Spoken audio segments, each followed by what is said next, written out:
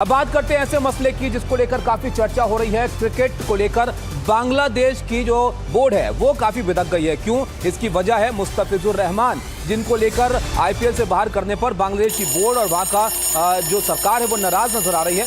बांग्लादेशी खिलाड़ी को आईपीएल से बाहर करने का मामला अब गहराता जा रहा है। मुस्तफिजुर विवाद पर बांग्लादेश ने बड़ा फैसला करते हुए भारत में टी20 वर्ल्ड कप मैच नहीं खेलने का फैसला किया है। बांग्लादेश क्रिकेट बोर्ड ने यह फैसला यहां पर ले लिया है। बांग्लादेश सरकार ने बीसीबी के फैसले पर मुहर लगा दी है। बांग्लादेश क्रिकेट बोर्ड के फैसले पर वहां की सरकार ने मुहर लगाकर यह साफ कर दिया है कि बांग्लादेश भारत में टी20 वर्ल्ड कप के मैच नहीं खेलना चाहता है। बांग्लादेश खेल मंत्रालय के सलाहकार डॉक्टर आसिफ नजरुल ने पोस्ट करके ये बात कही है। बांग्लादेश के सभी मैच श्रीलंका में हो, ये बीसीबी जो है वो आईसीसी को इसके बाबत खत यहां पर लिखेगा। आपको बता दें 7 फरवरी से टी20 वर्ल्ड कप होना है, जिसके तमाम मैच भारत और श्रीलंका में खेले जाने हैं और उसी को लेकर अब ये नाराजगी बांग्लादेश की तरफ से यहां पर जाहिर की गई है।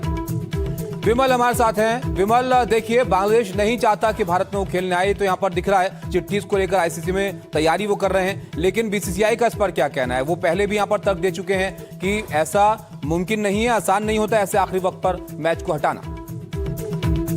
बिल्कुल, देखिए कल रात में ये इमरजेंसी मीटिंग हुई थी 9:30 बजे के आसपास और उसमें आसिफ नजरुल भी मौजूद थे। जूम मीटिंग भी थी उनकी, जो वर्चुअल मीटिंग हुई थी और उस पर बांग्लादेश क्रिकेट बोर्ड के डायरेक्टर थे और उन्होंने ये फैसला लिया था।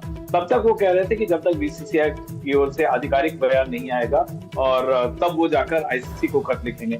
इस बीच में मुझे लगता नहीं कि बीसीसीआई की ओर से आधिकारिक बयान गया है, लेकिन इस बीच उन्होंने बांग्लादेश सरकार ने आसिफ नजरुल जो खेल मंत्रालय के सलाहकार है, क्योंकि अभी वहाँ सारे जो है सलाहकार ही तो एक तरह से समझिए वहाँ के खेल मंत्री है, तो उन्होंने फेसबुक पर अपने जो आधिकारिक हैंडल है उस पर पोस्ट कर जो आपने जानकारी दी है कि बांग्लादेश यहाँ नहीं आएगा, या जो भारत में जो मैच होने हैं 3 मैच उसको कोलकाता में खेलना, 1 मैच मुंबई में, तो वो श्रीलंका में शिफ्ट करना चाहता है, ये जो खबर दी है।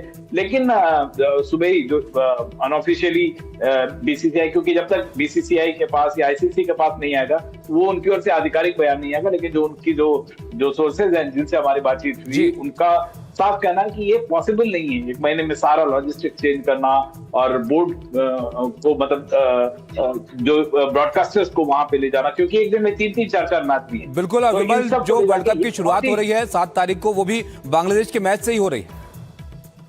बांग्लादेश और वेस्ट इंडीज का मैच है, ग्रुप सी की टीम है, उसके 4 मैच है, 3 मैच कोलकाता में है, 1 मैच मुंबई में, जैसा कि आपने बताया, और पहला मैच जाहिर तौर पे वहां है। तो ये सारा कुछ इतनी जल्दी शिफ्ट करना और बहुत सारा, और मसला सिर्फ ये नहीं है, मसला जिस तरीके से बात को, क्योंकि एक खिलाड़ी को लेकर मसला था, अब अगर आप टीम को लेकर करते हैं तो क्या आप पाकिस्तान की हालत में आप रहना चाहते हैं? आप चाहते हैं कि आने वाले दौर में कोई भी बांग्लादेशी खिलाड़ी नहीं खेले? मतलब ये आप एक तरह से जिसको कहते हैं कि झगड़ा बढ़ाना है। अगर एक बात हुई है एक पर्टिकुलर प्लेयर को लेके और फिर आप उसको टीम का या देश का मसला बनाते, क्योंकि जो बीसीबी है उसका ये फैसला, कल बोर्ड की मीटिंग हुई और वो आधिकारिक बयान का इंतजार कर रहे थे, लेकिन अगर खेल मंत्रालय या जो बांग्लादेश की सरकार जो इंटरिम गवर्नमेंट जो भी है उसको अचानक लगा, लेकिन विमल इसको अगर इस तरह से भी देखें तो क्या दबाव बनाने की कोशिश भी हो सकती है? क्योंकि देखिए लिटन दास को कप्तान बनाया जो कि हिंदू खिलाड़ी हैं बांग्लादेश के, और पहले अनाउंस उन्होंने कर दिया था कि भारतीय टीम सितंबर में बांग्लादेश जाएगी, जिसको लेकर लगता नहीं है कि ऐसा होने वाला है। तो ये दबाव बनाने की कोशिश भी हो सकती है क्या?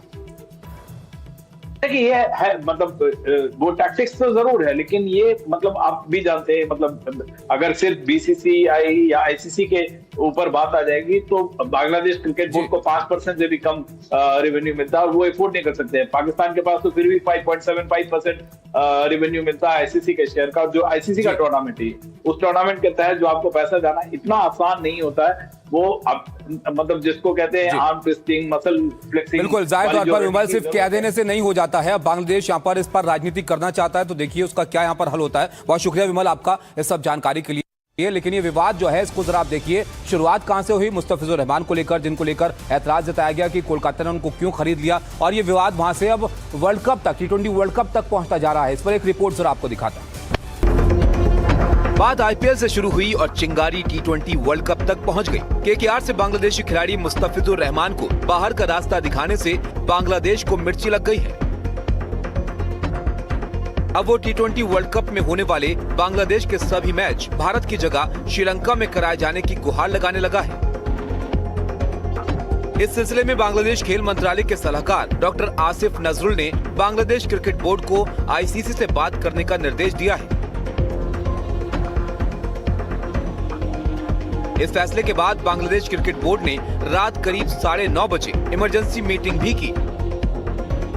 मीटिंग से पहले Bangladesh cricket board media committee के चेयरमैन अमजद हुसैन ने यह दावा किया कि मुस्तफिजुर को केकेआर से बाहर निकालने की कोई आधिकारिक जानकारी बांग्लादेश को नहीं मिली है।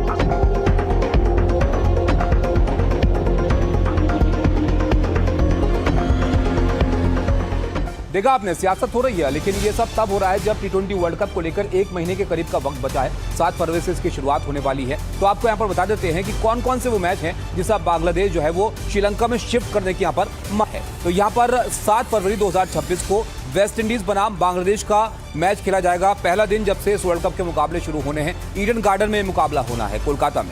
9 फरवरी 2026 को बांग्लादेश बनाम इटली का मुकाबला होना है, ये भी ईडन गार्डन्स में ही होना है कोलकाता के अंदर। और इसके अलावा आप देखिए 14 फरवरी का दिन जब इंग्लैंड बनाम बांग्लादेश का मैच होना है, ये भी कोलकाता में ही खेलना है बांग्लादेश को। और 17 फरवरी को बांग्लादेश बनाम नेपाल का मैच होगा, ये मुंबई में होना है वानखेड़े में। तो कोलकाता और मुंबई में बांग्लादेश को अपने मैच खेलने हैं, जिनको लेकर वो चाहते हैं कि मैच श्रीलंका में खिलाया जाए।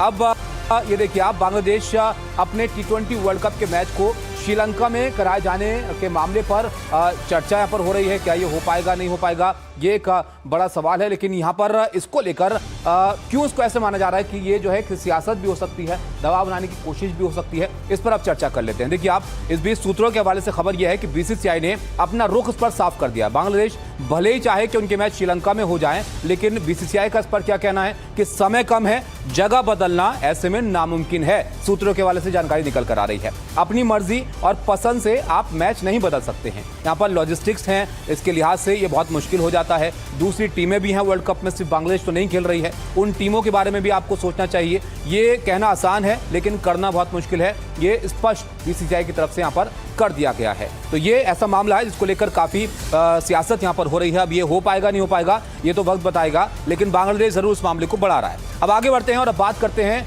अमेरिका की। देखिए अमेरिका और वेनेजुएला के बीच क्या चल रहा है। अमेरिका में मादुरे को डिटेंशन सेंटर में भेजा गया है। आपको बता दें कि अमेरिका ने हमला किया था एक तरह से कुछ जगहों पर, कराकास में जो कैपिटल है वेनेजुएला की, और वहां से जो राष्ट्रपति हैं उनके उसको उठाकर लेकर आ गए थे गिरफ्तार करके। अब उनको यहाँ पर डिटेंशन सेंटर में भेजा गया है। न्यूयॉर्क के कोर्ट में पेशी के बाद डिटेंशन सेंटर मादुरो को भेज दिया गया है। वेनेजुएला के राष्ट्रपति को गिरफ्तार करने के बाद अमेरिकी सेना न्यूयॉर्क लेकर पहुंची थी। वेनेजुएला पर हमले की दुनिया भर में निंदा हो रही है। चीन ने वेनेजुएला पर हमले की निंदा की है। चीन ने कहा कि अमेरिका का हमला बहुत चिंताजनक है और इस हमले को अंतर्राष्ट्रीय नियमों का उल्लंघन बताया जा रहा है। UNSC में इस मुद्दे को उठाने की अब यहाँ पर तैयारी हो रही है। वहीं रूस ने मादुरे की रिहाई की मांग यहाँ पर कर दी है। रूस ने कहा कि मादुरे की तत्काल रिहाई होनी चाहिए और अमेरिकी हमले को कानून का उल्लंघन रूस बता रहा है। यानी वेनेजुएला के समर्थन में चीन और रशिया यहाँ पर खुलकर सामने नजर आ रहे हैं। अभी निकोलस मादुरे अमेरिका की हिरासत में है और ट्रंप यहाँ पर कह रहे हैं कि जो वेनेजुएला का प्रशासन है, वेनेजुएला की सरकार है, वो अब वो चलाएंगे। वहां पर ये बड़ा मामला जो है वो फैलता हुआ दिख रहा है। ये तस्वीरें जरा आप देखिए, इससे पूरा घटनाक्रम आपको समझ में आएगा कि ये हुआ क्या है, जिसको ट्रंप ऑपरेशन एब्सोल्यूट रिजॉल्व बता रहे हैं। दरअसल उसने तनाव की स्थिति पैदा कर दी है, न सिर्फ इन दो देशों के बीच बल्कि बाकी दुनिया के जो मुल्क हैं उनके लिए भी, क्योंकि ये तमाम जो मामला है ये जो है वो ऑयल और क्रूड से जुड़ा हुआ है और इससे इसका असर वैश्विक स्तर पर पड़ सकता है। इस पर एक रिपोर्ट जरा आपको दिखाता है। ये वीडियो न्यूयॉर्क स्थित अमेरिकी ड्रग्स एनफोर्समेंट एडमिनिस्ट्रेशन के मुख्यालय के अंदर का है। निकोलस मादुरो को अमेरिकी अधिकारियों ने पकड़ रखा है। वीडियो अमेरिका की रैपिड रिस्पांस 47 ने शेयर किया। ये तस्वीरें उसी वक्त की हैं। आपको दिखा रहे हैं कि कैसे अमेरिकी सुरक्षाकर्मी मादुरो के दोनों तरफ खड़े हैं। उन्हें पकड़कर कोर्ट में ले जा रहे हैं। मादुरो के हाथ में हथकड़ी है और धीरे धीरे न्यूयॉर्क स्थित DEA के दफ्तर में दाखिल हो रहे हैं। इस दौरान मादुरो को गुड नाइट और हैप्पी न्यू ईयर कहते सुना जा सकता है।